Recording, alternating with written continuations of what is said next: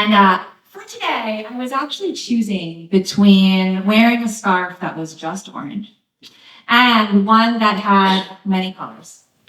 And you can see which one I chose. Because orange, yes, is powerful. But as we've been hearing and talking about, we can only be stronger the more we link with others together. Which is why I'm really looking forward to this next panel, who's going to talk about how orange and green can work together, gender and environmental sustainability. And joining us for this panel, we're so thrilled, Tova Goldman, from First Secretary of the Swedish Embassy. Thank you. As I call your name, why don't you come over up and take a seat? I think we need to have an applause for each person as they come up. They've all played such an extraordinary role in this movement that continues to build. Jonathan Wong, who, of course, if you've been here for the past debate, Chief of Innovation and Enterprise and Investment at ESCAP. Thank you again for having us as a part of this. Stephanie Valens, Executive Director and Acting Head of Sustainable Finance. And Tiffany Hobson, Head of Sustainability and Inclusion for the Green Climate Fund. And Rob, who you just met earlier in the afternoon, I'll now hand it over to you to moderate this chat. And I know you're super excited to share more about our wonderful guest today. So thank you.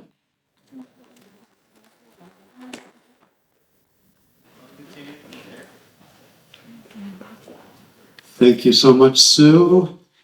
And thank you to all my panelists.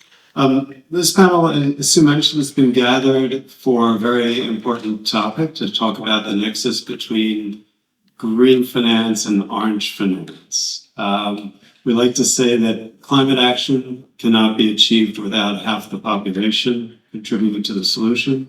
And at the same time, women empowerment cannot be achieved if women are left out of climate decisions. This is a topic that's close to our hearts at IAX. Our Women's Livelihood Bond series focuses on creating sustainable livelihoods for women, but from early on in this series, we've also focused on intentionally building the climate lens into those bonds. We've got a fantastic array of panelists, so I won't say any more. I'm going to start with questions to each, and we'll make sure to leave. We will try. Every moderator said this, they're going to leave time for questions at the end. Nobody has yet. Hopefully we will leave time for questions at the end from the audience. But let's open the discussion with you, Jonathan. I won't introduce you. I think everybody knows who you are. IX has had the pleasure of working with UNICEF ever since Women's Livelihood Bond 2, working to focusing on building in impact measurement into those products. What I'd like to, if you could start by telling us how you and ESCAP sees the intersection of SDG 5, gender equality, and SDG 13, climate action, and how you think about that as an organization.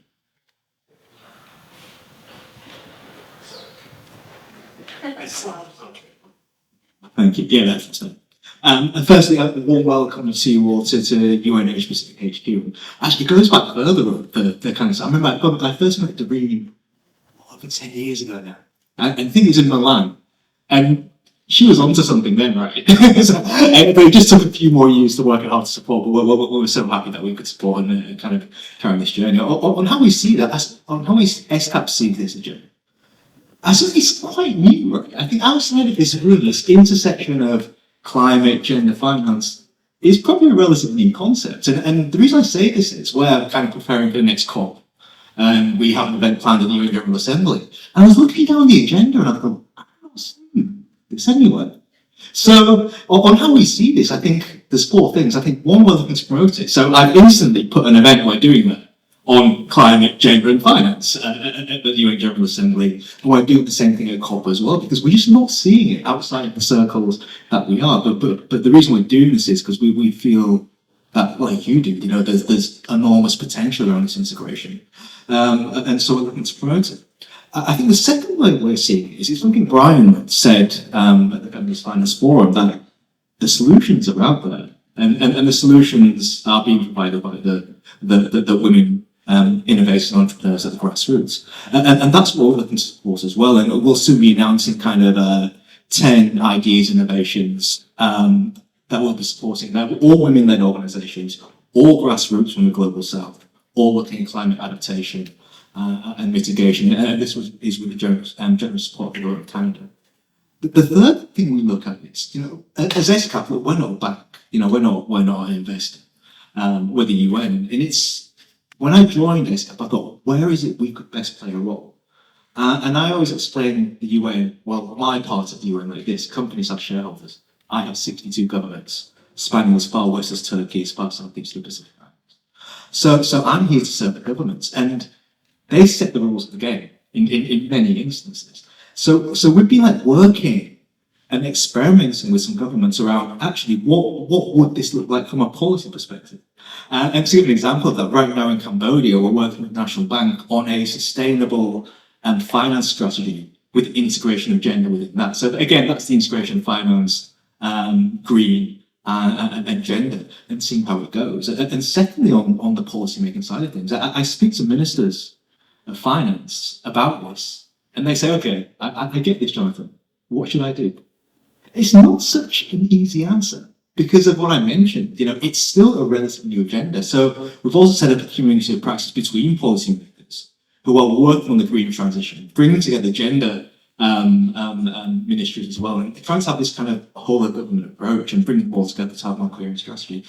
The final thing I will say is around the fourth area looking at it is some kind of what we think are potentially big bet opportunities. Now, there's a graph I saw from the World Bank about 10 years ago that really stuck with me. And it's showing financial flows to developing countries. I know we're not allowed to slide. And it showed a flat line was philanthropy. Slightly higher was owner. About 5 times all of that was private equity. And above private equity, double was remittances and foreign direct investment. Foreign direct investment is the biggest financial flow into developing countries. And we've developed a network of the investment promotion agencies, government-led, throughout the Asia-Pacific region, because they're not thinking about impact, green, gender at all. and so we're very much working with them around how we can integrate these international investment promotion strategies, particularly gender and climate, and really experimenting on policy perspective there. So that's kind of maybe 4 things and 4 ways we're looking. Great. Thank you, Jonathan. And I think this is a very new topic area, the intersection of gender and climate, but we'll hold you to it, that it will be something we see in the dialogue going forward. Let me turn now to Tova Goldman from the Embassy of Sweden here in Thailand. The Embassy and the Swedish International Development Agency have over the past several years been working with partners here in Asia to advance women's empowerment and climate resilience, for example, by promoting renewable energy. It would be great to hear from you, Tova, about some experiences from that work. What are some of the key lessons that you've learned, and also some of the things you plan to continue that have worked if you want to move forward? Thank you so much, Jonathan. Yes, Sweden has, of course, the cooperation with IMX, and we've seen the great video just now about the fifth bond. So we're very excited about that. And that's also an example of how we work with this integrated approach, where we try to combine the work that we do on gender and women's rights, for example, with the environmental sector as well. And we have a few other examples. We've been collaborating with the UN Women and UNEP. And in the beginning, they actually came with 2 different proposals, and then we sort of pushed them together back in 2018 to come up with a program called Empower Women for Climate Resilient Societies, which then combines gender equality and human rights with climate change and disaster risk reduction here in Asia and the Pacific region. And this is quite a broad program. It's also worked on data collection, for example, and on a lot of policy influence and so on. But on a more sort of concrete level, it has also supported women's access to productive resources and also to gain access, for example, to solar energy. And that's how they can then generate better incomes and jobs, and maybe most crucially also create a credit history, which can then help them to both invest in their small income activities, but also then to expand that and create larger businesses and cooperatives. And with this credit history, I think these women and others living in similar circumstances who have formerly maybe not been seen as entrepreneurs or potential clients of financial institutions, like Sue mentioned, being seen as a client is really key here. So this work has shown the way, and then also been able to leverage private finance to these type of clients. And I think this is one of the keys of just showing how it works that also expands the market. And UN Women and UNEP has also combined this work with individuals and the financial institutions, with work together with subnational and national level governments. And so I think together this sort of working at different levels, both making sure that there's an enabling policy environment and to get the gender perspective and into, for example, investment and development plans for renewable energy has been really key. And now we're moving forward with this also to scale up this gender responsive and rights-based actions on climate change and renewable energy. And most interestingly, this has also influenced UN Women and UNEP internally. So I think they're both, it goes sort of vice versa, that now UN Women is much more into climate change and disaster risk reduction and renewable energy. And UNEP has also picked up a lot on the gender work, and also they're now involving their financial unit in Paris, for example, and they've also picked up a lot on this as an example. So it's spreading. So that's very exciting. We've also worked with the UNDP, and they've had a project called Strengthening the Governance of Climate Change Finance to Enhance Gender Equality. And this has been going on for quite a while, almost a decade. And they started by mainstreaming climate change into national planning and budget processes. And that sounds like a big sleeping pill, perhaps for many. But it's really key then to work with these ministries of finance to get it into the budgets and work on a structural level. And what we've seen there is that after a while, we also pushed them to start integrating gender equality. So they've been able to piggyback on some of the work that they've done with climate. Because in the beginning, I think most of ministries of finance, they didn't want to talk about any particular sort of subject issue. That was all for the different sector ministries. But then they sort of understood the point of having, for example, climate budget tagging, which has now been integrated to several of these countries in the national planning and budget system. And this has helped in the identification and validation of green projects, which have then been able to be financed by green bonds, for example, which has leveraged a lot of both domestic and international private finance.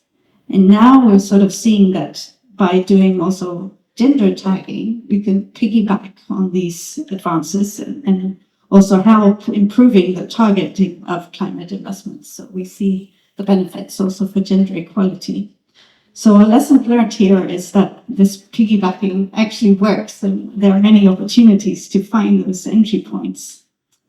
And also going forward, this project will expand its focus more on also innovative finance and to explore additional options to tap into sustainable private sector investment. So that's a lot of exciting work going on. Thank you. That sure is. Thank you, Tova. And I should, on behalf of IX, I'd like to thank you and the government of Sweden for all the support you've provided for Women's Livelihood Bond 5, and I'm looking forward to Women's Livelihood Bond 6 as well. Thank you. I'd like to turn next to Tiffany. Tiffany is the head of sustainability and inclusion of the Green Climate Fund. The Green Climate Fund is a mission to increase access to climate finance, and we'd love to hear how a climate-focused organization like the Green Climate Fund integrates gender lens into climate investment. Okay, thanks a lot, Rob, and thanks to all the participants also for your attention. Thank you to the hosts, IIX and ESCAP, for the invitation to come and speak on this really important panel. This topic is obviously something I'm very passionate about. It's something that we do every day in our day-to-day work at the Green Climate Fund. So I'm very happy to talk about this gender lens as well.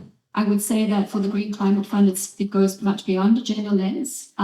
Gender responsiveness is a requirement for 100% of our investments, which is something quite unique. So a lot of the multilateral development banks and international finance institutions have targets around gender, gender lens, gender sensitivity, etc. But since 2019 at the GCF, we have it as a requirement that every single project and program that is financed by the Green Climate Fund is gender responsive. So that means it goes way beyond gender sensitivity. It needs to include concrete activities to enhance gender equality on the ground. So here we see very concrete examples of how you merge green and orange climate finance. So Jonathan was mentioning you don't often hear climate finance and gender all together at the same time in many events and things. I feel like that is changing. The Green Climate Fund, for one, all of our investments are merging those three things. So I think that's really important to say. And it's one of the reasons I'm really proud to work there. I think that a lot of the multilateral development banks and other funders have a target around 75% of their funding needs to be gender responsive. And I really think this needs to improve. The world can do better. We can't have half of humanity involved in a climate crisis and involved in the solutions for that. We really need to engage all of humanity in this. And one way to do it is by obligations and requirements. So what we have at the GCF is the updated gender policy, which was adopted in 2019, which was pushed very strongly by Sweden, by Canada, and by other board members within the GCF, which means that no program or project can be funded by GCF unless it has two things. The first is a gender assessment, and this is an assessment that provides baselines of what is the gender equality situation on the ground in a particular project area. Secondly, it needs to have a gender action plan based on that gender assessment. That gender action plan also needs to have a large number of very specific things. It needs to have sex disaggregated targets, indicators, budgets, responsibility lines. So it needs to present a very concrete way that a climate project can not only mitigate or adapt, build resilience to climate change, but can also enhance gender equality on the ground. And here we're talking about not just looking at women as vulnerable groups or groups that need to build resilience, but women, putting them at the table, giving them a voice at the table, training women in sectors where they might be underserved, such as e-mobility, such as engineering, science, and technology. And so I think this is a really important way that climate finance needs to integrate women, not just as beneficiaries, as someone has said, but also as clients and as decision makers. What we've seen at the Green Climate Fund is that projects and programs that have integrated women at the origination phase of climate action, so designing what the projects are going to look like, do better. The implementation is smoother, the results are better afterwards. And we have 228 projects and programs in our portfolio. So we really do see this from a practical sense.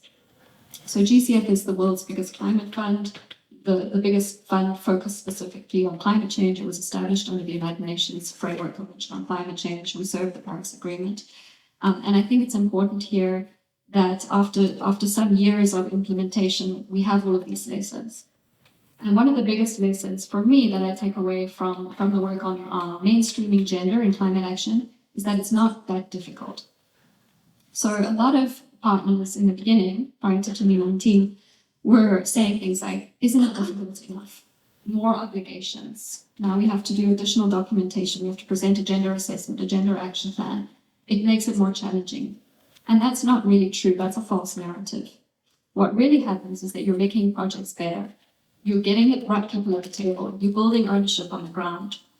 And this basically just makes things easier. It's an opportunity. And if you didn't do it, there would be opportunity costs for that. And so that's something that I really want to emphasize as well. The way that GCF approaches it is that it's not additional work. It makes projects better and it makes them easier to implement afterwards. So taking a really positive outlook on this and sharing from our experience that has really been the case on the ground. Thanks. Thanks, Stephanie. And that's a great point that this shouldn't be seen as additional work, but as additional opportunity and ways to make things better. So we've heard a lot in the last 2 days, and even on this panel, from the government sector, from the development sector. I'd like to turn now to Stephanie Balance from NZB to talk a little bit about, get the view from the investor side of things. And Stephanie is acting head of sustainable finance at ANZ Bank. You've got a great perspective on what investors are thinking about. And you've been a manager of many green bond placements. ANZ Bank was the lead placement agent for the world's first orange bond. We'd like to just hear about what you're seeing, how you're seeing investor appetite, trends in investors thinking evolve over the past few years in relation to impact investing generally, but also investing at the intersection of green and orange. Sure, thank you, Robert, and thank you for having me here. It's an absolute pleasure.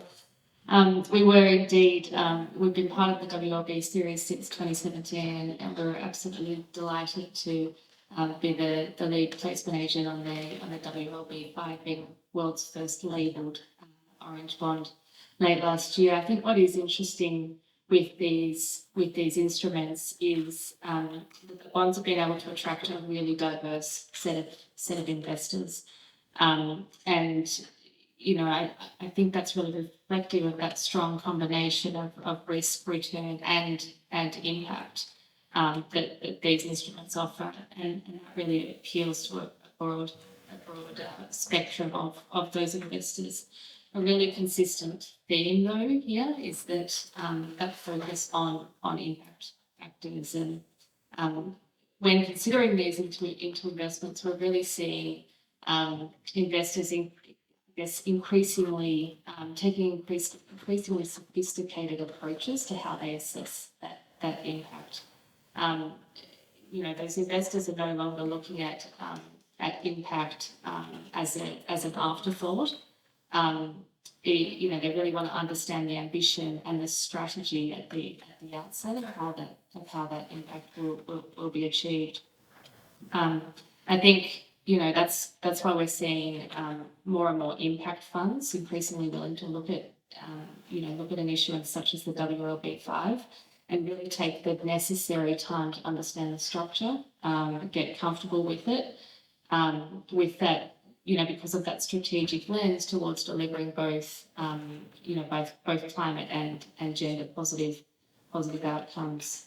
We have seen much more supply of sustainability labelled debt in the market over the last couple of years, where the proceeds will be applied to both green and social projects. And I think we do observe really deep investor demand for the format because of that ability to be investing in both, the opportunity to contribute to both environmental and social projects. I would say we also observe sort of a similar trend at ANZ through our own issuance as an SDG bond issuer. We pioneered the format in 2018. We've now got five of those sustainable development gold bonds on issue, and it's been a really effective way to diversify our own investor base, and the annual reporting that we provide on that, not just on the use of proceeds, but around the impact of those investments, has been something that our investor base has provided feedback that they really like. Great. That's very encouraging. Let me just say with you for one follow-up. One of the potential challenges around the growth of the orange bond movement, as well as all label bonds, has been concerns about greenwashing or orange washing. We've been an active member of the Orange Bond Steering Committee, and you've been involved in some of the discussions around that. Are there anything, learnings from the way the green bond movement has had to deal with these challenges that you can, bring to this that we should talk about? Absolutely. I think there's two key learnings that really come to mind, which were applied in the development of those orange bond principles, to ensure that they offer really comprehensive guidance and to promote a credible issuance.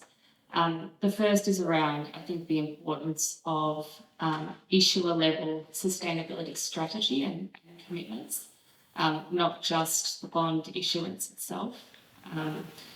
This and that feeds into the second of the Orange Bond Principles, which specifically looks at the issuer, to assess who is making the investment decisions and requiring gender lens capacity and diversity in leadership. And that really goes a step further than the International Capital Markets Association and both the Green Bond Principles and Social Bond Principles, which recommend a heightened transparency, for issuer level sustainability strategies and their commitments, but don't explicitly mandate this.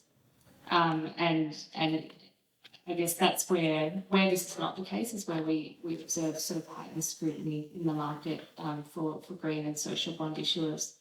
I think this component of the Orange Bond Principles is a really key tool to de-risk green or impact washing concerns by looking, as I said, at who is making the investment. And the other key learning is really around promoting rigour not just in the allocation of proceeds, but also in the transparency of reporting and impact verification. And we've seen this applied with the principle of the OBPs. So issuers are required to adopt 3 key measures, one being transparency in that investment process. And that includes a framework at issuance on the intended impact, which really goes a step further than what we see in the green bond market and social bond market. Transparency in the impact measurement with annual confirmation of impact that via interviews or surveys from a sample size of the target population themselves. And thirdly, transparency in that ongoing reporting, which I think is really key. Great, thank you. Jonathan, just following up on that, ESCAP was instrumental in supporting the Women's Livelihood Bond series in its early days, helping us develop some impact assessment tools around reporting on the SDGs. Are there any insights from those impact reports of those early bonds that you can share that demonstrate how women can truly be solutions to climate change? Yeah, what I like, the balance seems to be right between the quantitative and the qualitative. We all know we need the hard numbers. I used to work for DFID, and you want your minister to stand up saying we've spent £10 million, we've vaccinated 10 million kids. These are the types of things these sound bites that are needed, but you sometimes lose the real on the ground stories. I mean, many of which Natasha was sharing with us during her presentation. And that's so important. I was thinking back actually, when I knew Sue when she was at Rockefeller, and I used to be the head of innovation at DFID, and Rockefeller actually convened the heads of innovation at DFID, CEDA, DFAT, kind of GAC, and it was like therapy. We'd go there and we'd strategize on how we would persuade our ministers to back the things we were working on, like impact investment, whatever it may be. And it was those stories that always came up. You want to walk into the minister's office, you're asking for $100, $200, $100 million.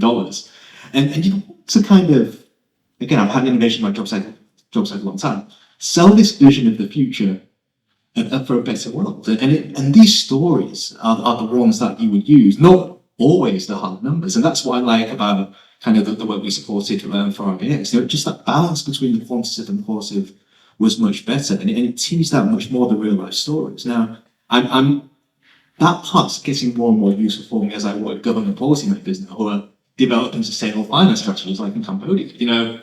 You want to sell this vision to, say, the government of Cambodia on what they want to do. And we found these stories very helpful. I've actually been using these stories, by the way, from the measurement tools to actually persuade the governments to put in place that enabling environment that will have this sort of these instruments at the intersection of climate, gender, and finance, social flourish as well. So, yeah, I think the balance on the real life stories will be the key takeaway. Thanks, Jonathan. The Women's Livelihood Bond 5 had the challenge of being the world's first orange bond, but it also had another challenge, which is that we sold it in December of 2022, which was a time when interest rates were rising, the structured finance market in general, whether it had to do with gender or green or just even the traditional structured finance market was in a bit of disarray. Nevertheless, the bond was fully subscribed. It was our largest women's livelihood bond yet.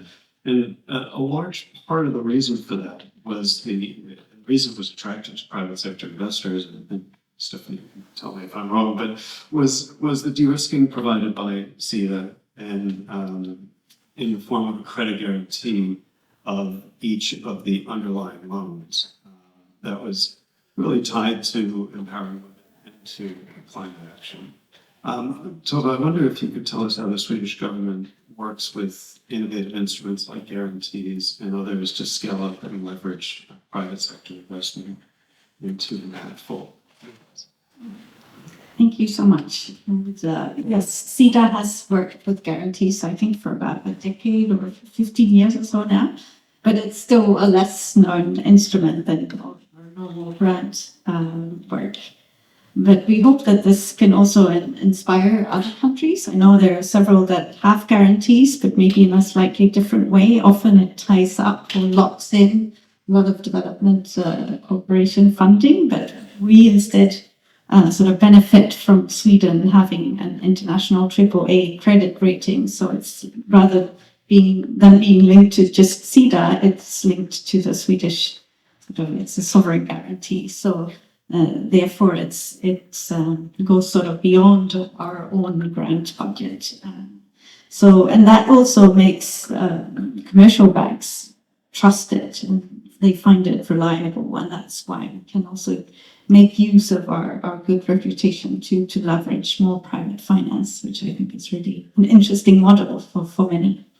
And in this way, it works a bit like an insurance. So others who may not dare to invest unless there's some sort of guarantee of return, it creates a bit more willingness. But of course, there's always a balance between the risk and the impact. So we have to assess like each proposal that comes to our desk. We have to look at it very carefully and also, once we apply de-risking, it should only be to the level required so that we don't distort the market and so on. And also, once we've demonstrated that it works, then maybe we can try to phase out and see if the appetite is there in the market once they've seen that it can work and you do get payoff at the end of the projects. But this is more of an innovative way that we're working, and I think thanks to these guarantees, also many banks and investors are starting to realize that these entrepreneurs, like we saw with IIX bond as well, that they're not just beneficiaries or a liability, but in fact they are drivers of change and that they can be clients. So I think that's really exciting. And here in Asia, we've also then tried to work more in this integrated way and to combine, for example, gender equality with climate action, as they are two of our top priorities in international development cooperation. So we're very happy to see, for example, that the orange bond here is not only orange, it's starting to be a bit more greener and greener. And I think up to 30% would also have a positive climate impact. So that's the way we try to work. We try to push sort of actors that have the gender entry point to be more green, and vice versa, the ones who come with sort of regular climate projects or bonds, they would be forced to also demonstrate value for gender equality. Because, as you said, these two issues are so closely interlinked, and we cannot solve one without the others. So going forward, we hope we can find maybe more opportunities for these kind of guarantee investments that can both leverage high rates of private capital, but at the same time promote gender equality and climate action. And so we see that there are many opportunities ahead. So we hope we can continue the discussions. Thank you. Great. Thank you, Tova. I know we just have a few minutes left. I can't see that far, but I think we've got about 5 minutes left. I do want to, I will say if people have questions, raise your hand, but I want to end up just asking for kind of a few examples from both Tiffany and Stephanie. So Tiffany, I wonder if you can give a few, because I think to Jonathan's point, we can talk numbers, we can talk high level, but we do need to see the anecdotes are very helpful, the specific examples of where we've been able to are just so evocative. And so if you have some examples of where GCF's work has been successful in combining the curriculum and March, that'd be very helpful. Yeah, it would be a pleasure. I mean, we have a lot of examples, but I know that we don't have so much time, so I'll just pick out three that I think are really interesting. They come from different regions, public, private sector, and different sort of different kind of climate change issues. So the first one I want to talk about is the Tanzania Agriculture Climate Adaptation Technology Deployment Program. It's a bit of a mouthful. It's a great project. This is done with the CRDB Bank, one of our partners. It was adopted in 2021, so it's under implementation currently. And basically what we're seeing here is, agriculture plays an integral role in the lives of your country's most marginalized people and vulnerable populations. 98% of economically active rural Tanzanian women are engaged in farming. So what we have seen through this project, through gender mainstreaming, this climate project, is that it's going to be providing between 40 to 50% of financial support. This is loans, guarantees, insurance to women. It also engages in technical assistance for women, getting them to the table, getting them trained in how to use these financial assets. So we can envision a situation where there's 31,000 women at least in rural Tanzania empowered by having access to loans, guarantees, and access to insurance. And with this access to climate finance, these women can enhance their deployment of agricultural technologies like climate crop modeling, micro-catchment, water harvesting, net shading, automated drip irrigation. I can go on. So these kinds of agricultural technologies that they would not have had access to, they can now access through this climate change financing. A second example I can give is based in Latin America and Caribbean across 9 different countries. It's an e-mobility program for sustainable cities with our partner IDB. This is a public sector program, and it really is aimed at linking e-mobility, electric mobility, with sustainable urban transport systems and climate resilience. So basically means enabling the uptake of electric vehicles. This is a sector that's typically underserved for women. And so gender mainstreaming in this project was of vital importance. Women have a higher rate of education than men in the 9 countries of this program. And there are gaps in the participation of women in the labor force. Women also have lower presence in management structures within these countries and more barriers to access financial services. So here we see that through a climate program, we can actually enhance gender equality in finance in these 9 countries. And what we're seeing is that the project is training women with necessary technical skills to work in the e-mobility sector. One of the targets of this program is that at least 30%, but preferably more, women will be employed within 6 months of doing their training. So this includes training as e-vehicle drivers, engineers, etc. It also involves capacity building, a toolkit for mainstreaming gender, etc. So here you can really see a practical example of how mainstreaming is going to happen. This project is going to be reaching women that would not have had access to this sector. So basically, pulling out these opportunities, women can access a new job market, and gender equality benefits can be advanced. If not achieved, they can definitely be enhanced within this region. And the third one I'll focus on is a project from Mongolia called the MSME Business Loan Program for Greenhouse Gas Emission Reduction. And this is with our partner Haskai.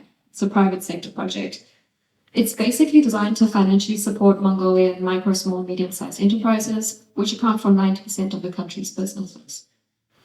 And it's going to help them embrace climate change technologies again. So here specifically talking about big scale technologies. I mean, hydropower plants, huge wind farms and things like that. At least half of this financial support will go to women-led enterprises. In 2022, really happy to report that 99% of the funds were dispersed to women-led businesses under the GCF facility, which is dedicated to women-led enterprises, with 51% or more female ownership. So in terms of the total loans dispersed under this program from co-financiers, 77% of the loans, so it's close to close to $1 million US dollars were dispersed to women-led businesses. So here you see again practical outcomes of having gender mainstreaming climate projects. I hope those examples give you a good sort of feeling of the kinds of ways that gender can be mainstreamed in climate finance. And again, I want to emphasize it's not difficult, it's an opportunity. And in all of these examples, they're replicable. So different countries can take up these examples, can do similar things across regions.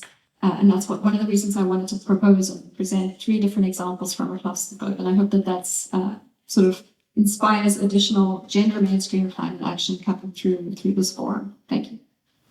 Thank you, Tiffany. Those are very interesting examples, and I think it's fantastic that some of them are in sectors or areas that you wouldn't naturally have thought were ripe for a climate gender lens. So it's very interesting to see how that's done. Let me just then finish up in the last few minutes, Stephanie. Maybe you can tell us a little bit how ANZ Bank works with. Give us some specific examples, maybe without names, depending on how ANZ Bank works with potential issuers of label bonds to help them incorporate gender lens into those.